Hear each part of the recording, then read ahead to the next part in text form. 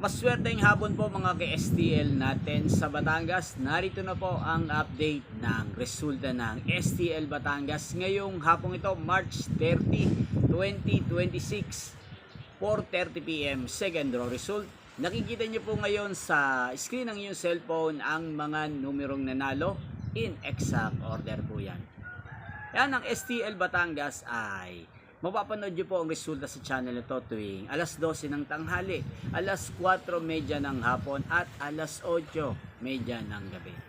Pasensya na po kayo kung minsan ay late po ang aking ginagawang pag-update dahil nga po sa trabaho ko rin. Sinisingit ko rin po itong aking pag-vlog. Yan, maraming salamat po sa patuloy nyo pong panonood at pagsuporta sa aking channel. Magkita-kita pong muli tayo mamayang 8:30 PM para sa third draw result ng STL Batangas. At sa mga nais po palang ma-shoutout, mag-comment lang po kayo, sa shoutout ko po kayo mamayang third draw dito